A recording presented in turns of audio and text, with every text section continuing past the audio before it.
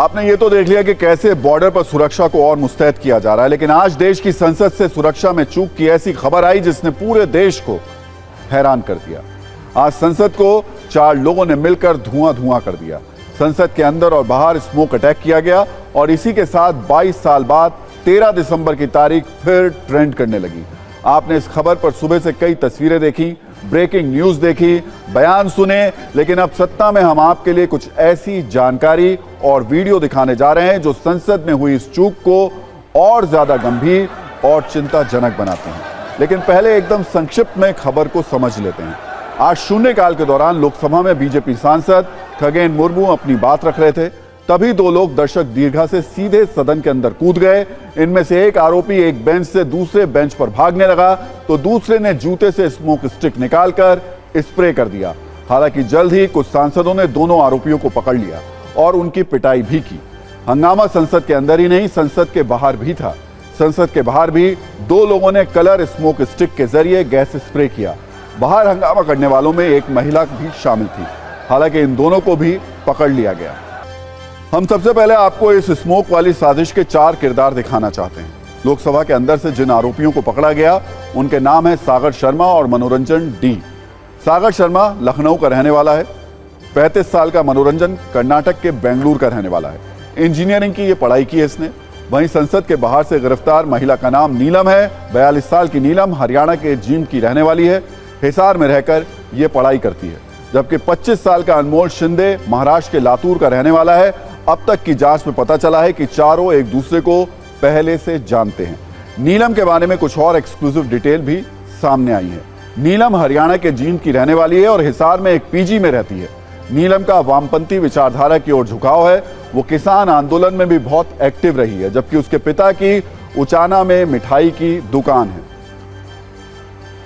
लेकिन इस खबर में सूत्रों के मुताबिक बड़ा खुलासा यह हुआ है कि इस साजिश में 4 नहीं बल्कि 6 किरदार थे। इनमें से 4 को तो पुलिस ने पकड़ लिया है, जबकि 2 लोग फरार बताए जा रहे हैं। दिल्ली पुलिस के मुताबिक साजिश में शामिल सभी 6 लोग एक दूसरे को जानते थे। मीडिया रिपोर्ट्स के मुताबिक संसद वाली साजिश को अंजाम देने से पहले सभी आरोपी गुरुग्राम में रुके थे। गुरुग्राम में सेक्टर 7 की हाउसिंग बोर्ड कॉलोनी में चारों आरोपी रुके थे। जो अब तक जानकारी मिली है उसके मुताबिक सागर शर्मा नाम के आरोपी का परिवार बहुत पहले दिल्ली में रहता था। 15 साल पहले लखनऊ शिफ्ट हुआ था। सागर के पिता कारपेंटर का काम करते हैं। सागर ई रिक्शा चलाता है। 2 दिन पहले सागर दिल्ली आया था। सागर की मां का क्या कहना है, जरा वो सुन लीजिए। तो आपको क्या बता के गया था? हमको तो ये सब कुछ नहीं, हमको तो बोला दोस्तों के पास जाना है मुझे काम से, और कुछ ऐसा काम मुझे धरना प्रदर्शन के लिए ये कह रहा था, मुझे लड़कों के साथ जाना है। किस किस चीज को लेकर धरना प्रदर्शन? अब कुछ होगा, अब इसके बारे में तो हमें नहीं मालूम। जितना मुझे पता है वो आपको बता दिया मैंने। क्या क्या करता है आपका बेटा? हमारा बेटा वो रिक्शा चलाता है, बैटरी वाला। एक और आरोपी मनोरंजन गौड़ा की बात करते हैं, जो कर्नाटक का रहने वाला है। मनोरंजन ने अपनी पढ़ाई मैसूर में की है। इंजीनियरिंग बेंगलुरु कॉलेज से पूरी की उसने।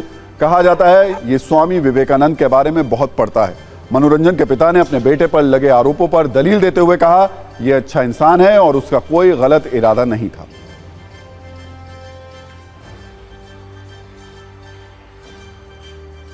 काम कोई बच्चा ऐसा करने का काम ये गलत का काम है। ये करेंगे तो ये सच्चा काम करना, वो काम बिल्कुल खंडनीय। वही अमोल शिंदे की बात करें तो ये महाराष्ट्र के लातूर के एक गांव का रहने वाला है। अमोल शिंदे पिछले कुछ दिनों से पुलिस भर्ती के लिए कोशिश कर रहा था। 2 दिन पहले लातूर से अमोल शिंदे दिल्ली के लिए रवाना हुआ। लातूर के जरी गांव में अमोल शिंदे के माता पिता मजदूरी करते हैं।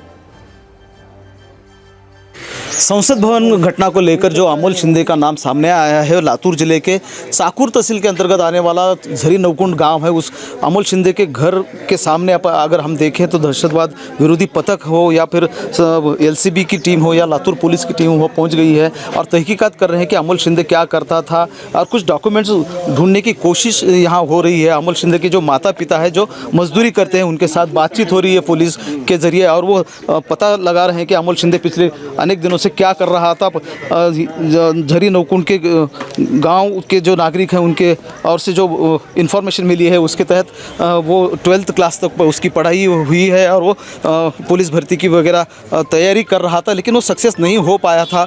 और पिछले 6 महीने में उसने 2 या 3 बार दिल्ली वो पहुंचा है।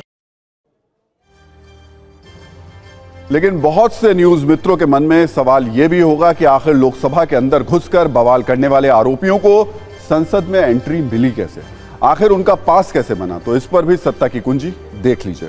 दरअसल मैसूर से बीजेपी सांसद प्रताप सिम्हा की सिफारिश पर मनोरंजन डी और सागर को संसद के अंदर जाने का पास मिला। खुद बीजेपी सांसद ने संसदीय कार्य मंत्री और लोकसभा अध्यक्ष से मिलकर इस पर सफाई दी है।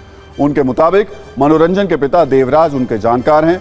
मनोरंजन लंबे समय से लोकसभा की कार्यवाही देखने के लिए पास मांग रहा था। आज सुबह भी वो लखनऊ के सागर शर्मा के साथ पहुंचा और उसे अपना दोस्त बताते हुए संसद में एंट्री का पास मांगा। ऐसे में बीजेपी सांसद ने दोनों के पास के लिए लिख दिया।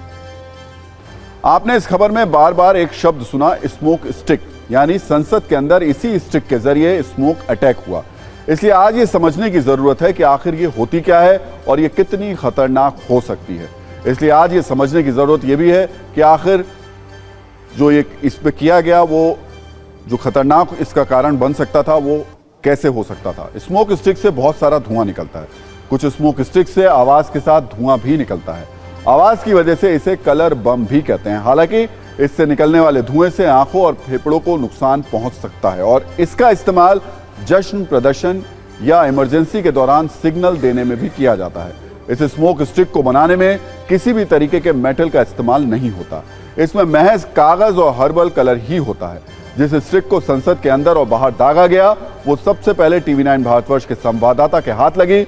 हम आपको इस पर 46 सेकंड की एक रिपोर्टर रील भी दिखा देते हैं। इस वक्त जो चीज आप मेरे हाथ में देख रहे हैं, जिसका इस्तेमाल न केवल संसद परिसर में बल्कि सदन के भीतर किया गया था। सदन के भीतर जिस स्मोक बम का इस्तेमाल किया गया था, ठीक वही सदन के भीतर जिसका इस्तेमाल किया गया था, ठीक उसी स्मोक बम को इस वक्त आप TV9 के कैमरे पर देख रहे हैं। ये वो स्मोक बम है जिसका इस्तेमाल, आप सोचिए इतना बड़ा स्मोक बम अगर आप कहीं से जूते में लेकर जाएं, पेंट में लेकर जाएं, कैसे लेकर जा सकते हैं? क्योंकि आपको पार्लियामेंट की सिक्योरिटी वाले चेक करते हैं।